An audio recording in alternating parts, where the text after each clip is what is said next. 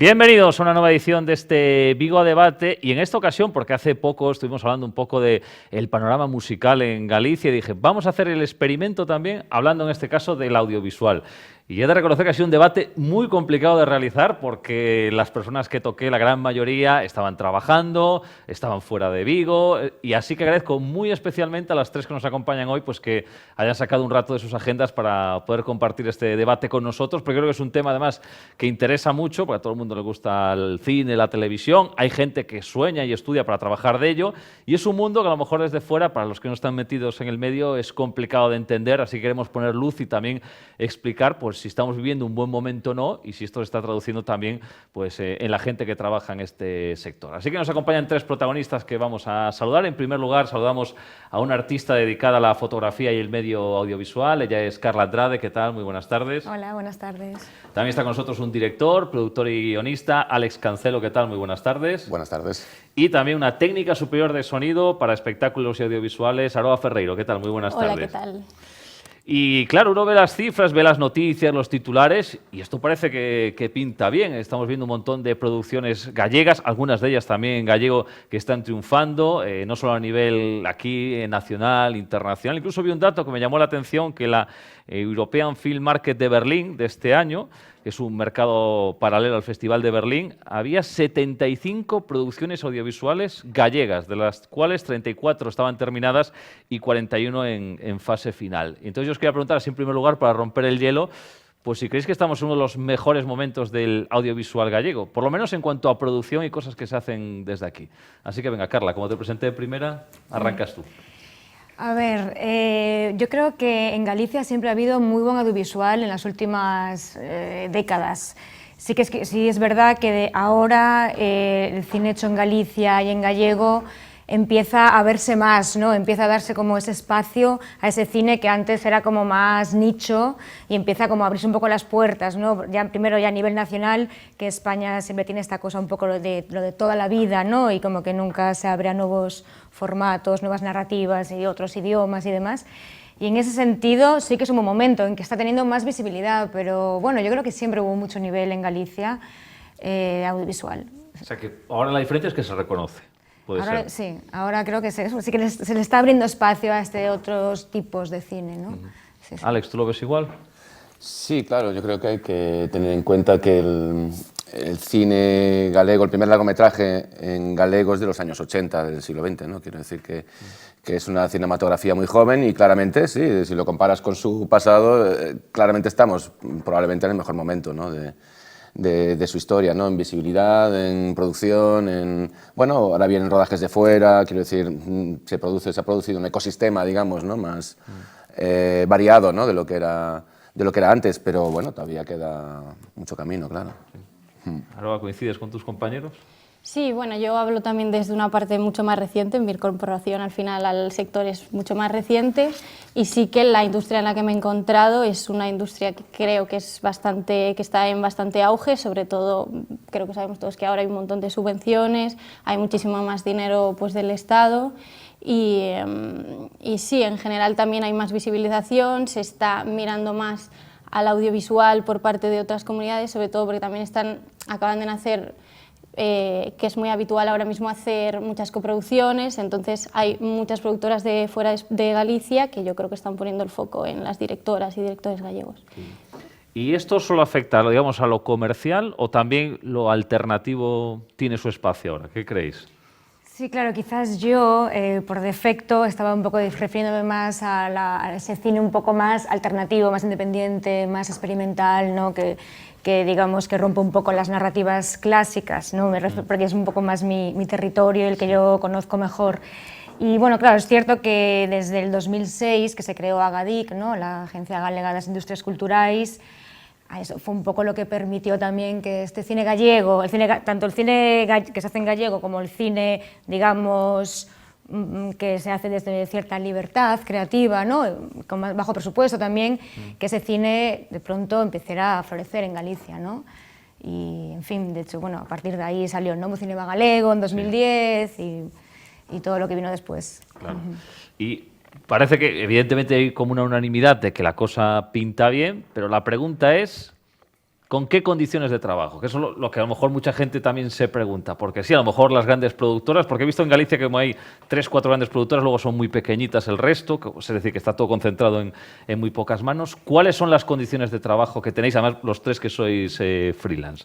Alex, por ejemplo, ¿cómo ves ese ámbito? Porque parece que además hay más gente que trabaja el audiovisual, yo no sé, pero ¿en qué condiciones? Claro, a ver, es que al final estamos hablando de un espectro muy amplio, ¿no? Quiero decir, de servicios de todo tipo y demás.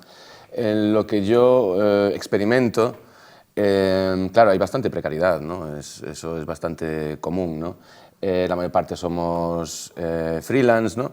Ya no porque quieras, que quizá lo quieres, ¿no? Sino porque básicamente también te obliga, ¿no? El funcionamiento, ¿no? de la industria. Los proyectos, al final, cuando tú unes a un proyecto que no es tuyo propio, que sale de ti, ¿no? Que al final eso ya es otra historia, ¿no? Porque te puede llevar muchísimo tiempo, ¿no? Levantar un proyecto.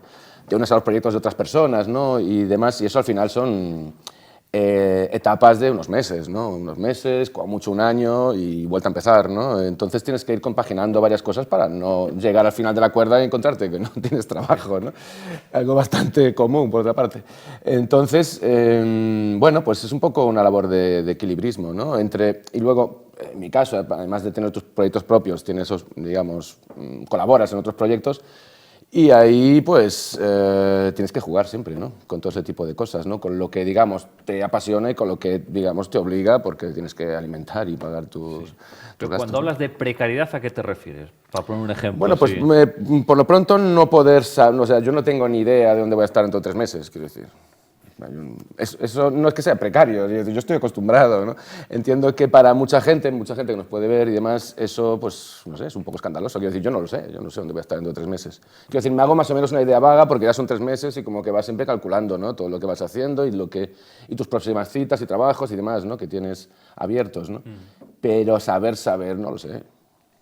No sé, eso, bueno, pues no sé, que la gente se ponga en nuestra piel, ¿no? Bueno, pues es lo que hay, tú te acostumbras, es tu vida, pero bueno, es complicado a veces, ¿no? Claro. Ahora, tú que ya lo decías, eres la última en llegar, ¿qué te has encontrado? A ver, al final la industria, como dice él, es inestable y tienes una necesidad de hacerte autónomo porque al final todo el mundo trabaja por proyectos y tampoco tienes tanto la opción de ser contratado porque muchas veces eso también conlleva unos gastos para la productora que te contrata, entonces siempre vas a salir ganando siendo autónomo. No sé si me entiendes.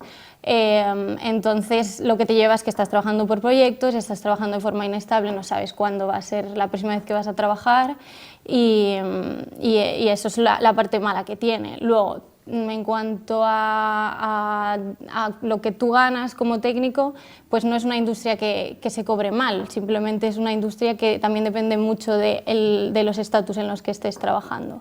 No es lo mismo lo que te va a pagar una gran producción que si estás haciendo cine más independiente. ¿Las jornadas de trabajo cómo son? Porque siempre se habla de eso, de que son muy largas y muy intensas, digo. Son largas y intensas. Sí, normalmente trabajas, pues depende de la jornada, pero ahora lo que sí que se está es intentando llevar un convenio y unos estándares a esta industria, pero en general nunca ha habido un estándar ni una regla, entonces se ha abusado mucho de eso. En general, pues igual trabajas pues, de 10 a 12 horas al día, depende de la producción, y trabajas varias veces a la semana, más de lo normal, jornadas nocturnas, con unos horarios inestables. Y luego, por otra parte, lo que te lleva es que a veces tienes periodos de descansos más largos, pero claro, normalmente te conglomeras todas tus horas. ¿Por lo menos se tiene en cuenta en lo salarial? ¿Lo salarial en qué sentido? Claro, que los contratos dicen vas a trabajar 12 horas al día.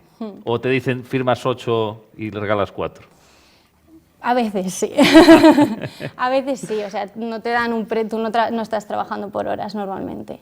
Pero bueno, cada vez lo que digo es que sí que es verdad que se están entrando estos convenios en regla y cada vez se respeta más pues, derechos como que si has trabajado hasta las 4 de la mañana no puedes entrar al día siguiente a las 10 de la mañana y se empieza a ver un estándar de que hay unos mínimos que seguir. Y si trabajas más horas de las que te dice tu contrato que has firmado para esa producción, pues probablemente te las puedan remunerar o te van dando descanso según horas extras que hagas. Pero siempre si se tiene que quedar más rodando un día, se rueda más y tú no puedes negarte. Sí. Carla, ¿qué quieres apuntar aquí sobre esto? Bueno, yo quiero decir que obviamente nuestro trabajo es precario, o sea, no hay ninguna duda, ya partimos de la base de que somos autónomos y como tal ya lleva inherente un poco la explotación, las condiciones malas, el trabajar mucho para no ganar tanto, digamos. Yo cuando trabajaba en producción hace muchos años en Madrid no era como lo que acaba de contar ella, las horas extras no se pagaban jamás y yo llegaba a hacer jornadas de 24 horas seguidas en un rodaje, en producción. Bueno, pararías para comer, por lo menos. Bueno, poco, porque tú tenías que preparar el catering para los demás, ¿no? O sea que, en fin. Y bueno, y también hablando un poco de lo que comentabas antes de las ayudas, que si se las llevan unos pocos y demás, sí que es verdad que, bueno, pues sé que existe Agadí, y que comentaba también ella, que hay subvenciones, pero igualmente las subvenciones sí que es verdad que están un poco, tienen un sistema de puntuación que suele premiar más a aquellas productoras que ya tienen, digamos, solvencia económica, proyectos, premios y proyectos que hayan estado en festivales importantes. Entonces, para esas productoras es más fácil conseguir subvenciones. De hecho, se dan casi más puntos a estas cuestiones relacionadas con la productora que a la propia calidad artística del proyecto en sí, ¿no? Entonces, las productoras sobre todo que están empezando, y los directores también, porque también se dan puntos a directores con películas realizadas y demás. Que pagan sobre seguro, es decir, subvenciono lo que sé que va a ir bien, ¿no? Claro, y fomentando al final la rentabilidad económica, que no siempre es amiga de la calidad cultural y artística, ¿no? Pero bueno, el sistema un poco en el que estamos, un sistema capitalista, no podría ser de otra manera que al final premiar esa rentabilidad económica, ¿no? Y entonces esto es lo que sucede un poco y que añade más dificultades. Entonces, ¿hay subvenciones? Sí, pero como siempre, un poco para los de siempre. Ya. ¿Y merece la pena todo este esfuerzo, Alex? Sí, parece que mucha pasión tenéis que tener sí, con esta incertidumbre no sé laboral. Sí, pasión, pero bueno, algo que en el caso, por ejemplo, de las subvenciones, una vez que con un proyecto, digamos, arriesgado la consigues, ¿no? No es ningún regalo, ¿no? Quiero decir, es un regalo que viene con segundas también, ¿no? Hay que cumplir ciertos criterios, y luego con tu estructura mínima, ¿no? Porque si eres una mini productora, o en mi caso yo mismo, o con productoras de 2, 3 personas, ¿no? Al final los tienes que hacer todo, ¿no? Quiero decir, haces las cuentas, haces esto, o sea, quiero decir, eres guionista, diriges, haces productor ejecutivo, haces las cuentas y reservas hoteles, ¿no? Quiero decir, son producciones pequeñas, ¿no? Con un poquito más grandes, pues bueno, ya es otro tema, ¿no? Pero bueno, sí, en estas producciones pequeñas, cuando acabas y por fin puedes estrenar tu película, ¿no? Después de todo ese esfuerzo, de esos 2 años o 3 o los que sean detrás, ¿no? De intentarlo una vez en subvenciones que quizá no lo consigas, de intentarlo una segunda, conseguirlo, levantarlo, ser capaz, ¿no? Se estrena la película y ya llega otra historia, ¿no? Pantallas, o sea, hay pantallas para las películas, pues, y qué vida tiene una película, ¿no? Y bueno, pues es complejo. Sí. Vale. Es que precisamente nos salió hace mucho unas ayudas de la Xunta al audiovisual, creo que son 2,5 millones de euros, para la producción de 21 nuevos productos audiovisuales gallegos, entre los que se incluyen largometrajes, cortometrajes y series de animación. Es decir, ¿podríais optar vosotros, por ejemplo? Sí, yo estoy aplicando. Vale. ¿Y opciones reales cuántas creéis que tenéis? Bueno, depende mucho. Es que, claro, hay muchos tipos de ayudas. Estas en concreto vale mucho que vayas con una buena productora. Claro. O sea, vale mucho que vayas con una productora que puntúe mucho. ¿Pero vosotros qué vais? ¿Vais por libre y vais por No, es obligatorio ir con una productora. Vale. Sí. Claro, para ir por libre hay las ayudas a talento y para eso en el pasado podías ir tú a título individual, a día de hoy ya no, creo que solo puedes ir a cortometraje a título individual y a guión, pero no a largo, por ejemplo, no puedes ir a título individual, en fin. Al final estas ayudas se basan en un sistema de puntos que es muy concreto y es cierto que es dinero para el sector, pero es verdad que acota un montón las capacidades que tiene mucha gente, en concreto el cine más independiente o más... O sea, que dependéis de que una productora les guste lo que le llevéis. O vean rentabilidad, supongo. Sí, claro, depende, sí, claro, depende de que primero tener una buena productora, y luego que tu proyecto esté bien, pero sí que es verdad que si sumes los puntos, lo que decía antes, vaya, que la calidad del proyecto no puntúa tanto, ¿no?, como la productora. En otras ayudas que hay de Agadic sí que puntúa más el proyecto, que las que son sin productora, como otras que salieron nuevas ahora de creación de guión, que salieron hace unos meses, que estas son nuevas.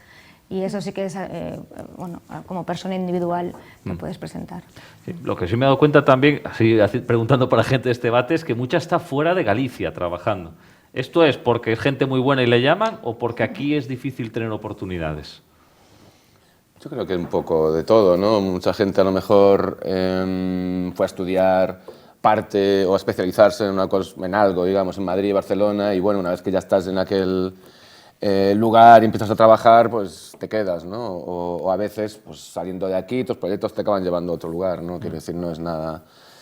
Hay muchos motivos, ¿no? Y al final, pues un poco al final todos trabajamos aquí, pero con un pie fuera de alguna manera, ¿no? Y al final hay coproducciones y tienes que salir fuera con tus proyectos y demás. Entonces, bueno, yo ahora el lunes me voy a Málaga. Bueno, pues te estás moviendo y bueno, pues vas buscando oportunidades y posibilidades y vas conociendo y ampliando un poco tus contactos, ¿no? En la propia industria, y eso te puede llevar a trabajar en otros lugares, ¿no?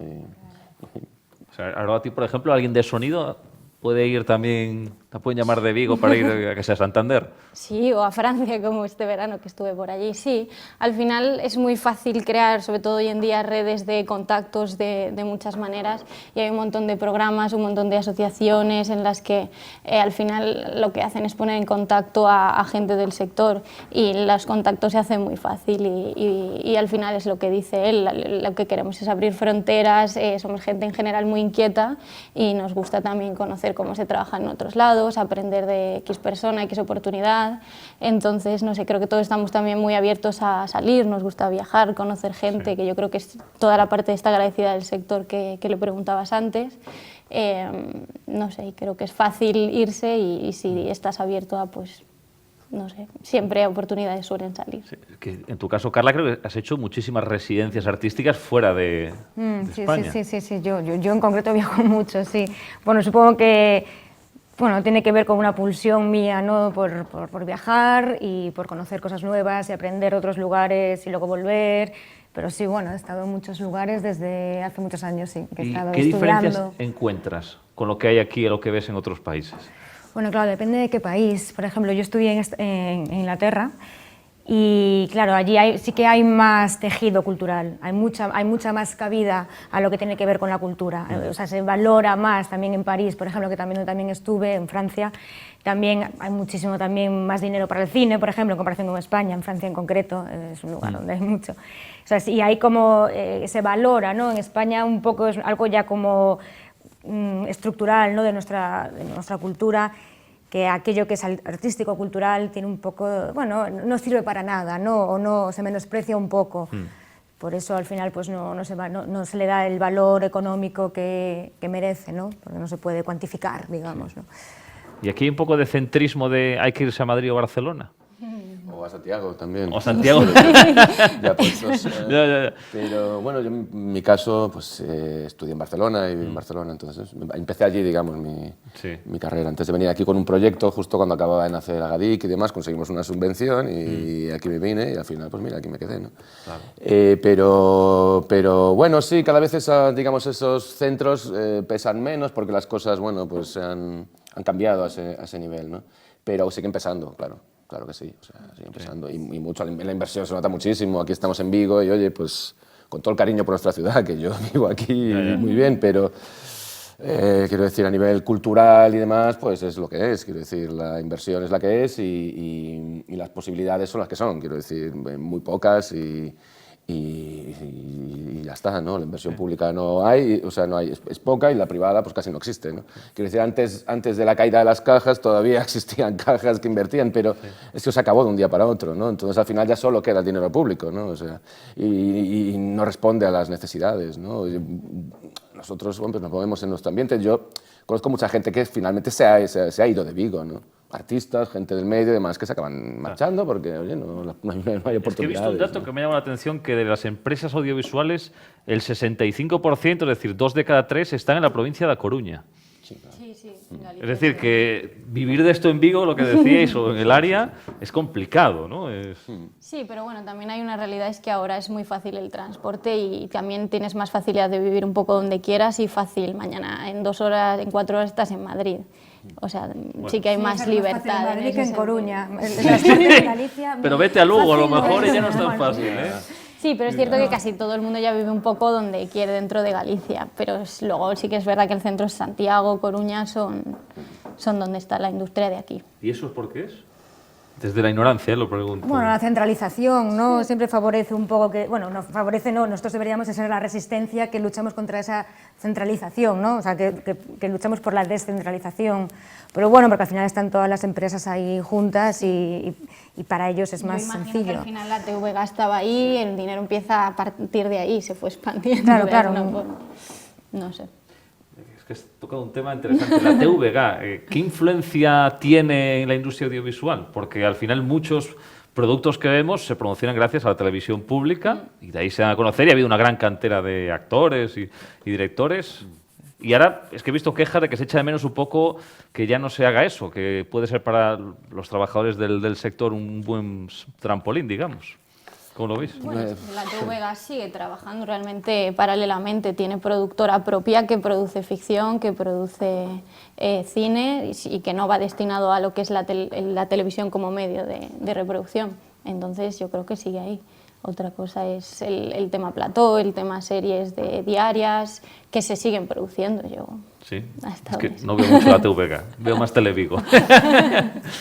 ¿Alex? Sí, bueno, no tengo mucha experiencia con la televisión de Galicia, la verdad, alguna tengo, sí, pero no mucha, la verdad, no he trabajado mucho ahí.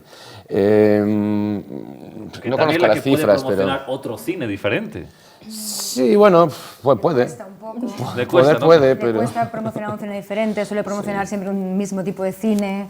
Ha habido alguna cosita por ahí que de pronto es como una sorpresa, pero en general suele promocionar otro tipo de cine y de hecho creo que últimamente, creo también como con bueno, todos los despidos que ha habido en la TVG y toda esta cuestión, en fin, parece que cada vez que en vez de abrirse se vuelve a limitar, ¿no? Parece que hubo una apertura y que ahora vuelve otra vez a estrechar las miras un poco. Bueno, eso parece, pero yo tampoco soy muy experta en Al la final TVG. somos un poco de una generación que empezamos a hacer cine y demás y que casi no hemos tenido contacto con la televisión de Galicia, quiero decir. Ya. O sea, el contacto ha sido mínimo.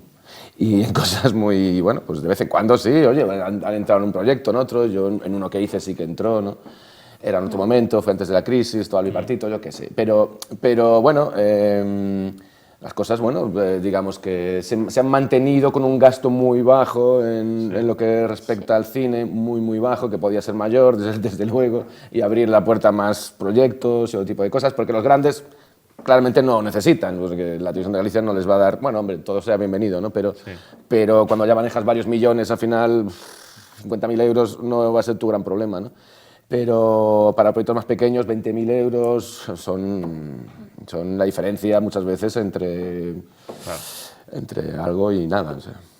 Sí, desde luego siguen ahí, pero yo creo que se han quedado un poco en el pasado en cuanto a que no han evolucionado con las productoras de aquí de Galicia en cuanto pues precisamente a dinero, a sueldos, a formas de trabajar. Hay una instrumentalización política, digamos, de la televisión, claramente, que al final crece un poquito desde Santiago como de forma radial y tiene que llegar a los periódicos, por lo que sea, y los periódicos tienen sus productoras y bueno, y al final ahí se crea unos intereses, digamos, una colusión de intereses que hace que la televisión, pues bueno, sea lo que sea, digamos, es lo que es. Sí, creo que se activó hace un par de años el Hub Audiovisual de Galicia. Ese programa, ¿qué tal? No sé si algo os habéis beneficiado.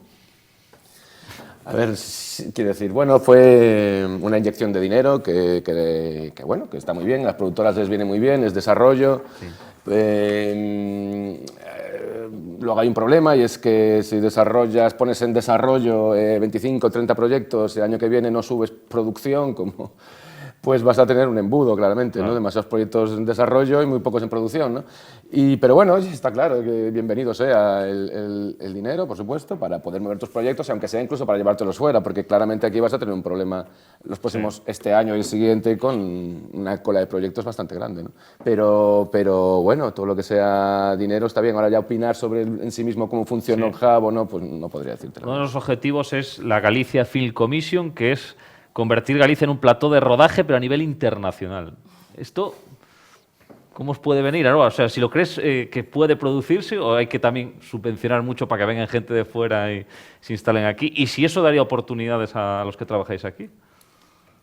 Depende de si vienen con equipos de fuera o si vienen con intención de coger equipos de aquí. Desde luego yo no sé hasta qué punto va tanto al sector audiovisual, sino al sector turismo, porque también es una forma de promocionar nuestro territorio, pero bueno, eso creo que lleva en proyecto mucho tiempo, no sé hasta qué punto Claro, está está como en desarrollado. licitación, está ahí para... Creo que en Ourense hay una subcomisión que creo que sí que está más desarrollada, no sé si estáis al tanto, pero no sé la de Galicia cómo va. ¿Puede darnos oportunidades eso, Carla, o no? Yo esta plataforma la desconozco por completo. O sea, conozco que han venido, la he visto haciendo publicidad y poniéndome en una foto para hacer publicidad de ellos, pero yo no sé qué es lo que hacen exactamente. Sin saber que estabas tú en... No, o sea, esto es lo que yo sé, no sé más. Nunca, no sé, no ha sido un recurso para mí en mi trabajo ni mi entorno. Bueno, con todos estos nombres, anuncios y demás, pues hay que tener en cuenta un poco el tema político, propagandístico que está detrás, que está muy bien y que, oye, que es necesario, pero también hay que entenderlo, ¿no? Quiere decir, suena bonito y la cuestión es que si suena bonito, funcione bonito y sirva para algo. Pero ya no solo como, digamos, trabajador del sector, sino como ciudadano, ¿no? Que tus impuestos vayan a algo y que sirvan para algo, ¿no?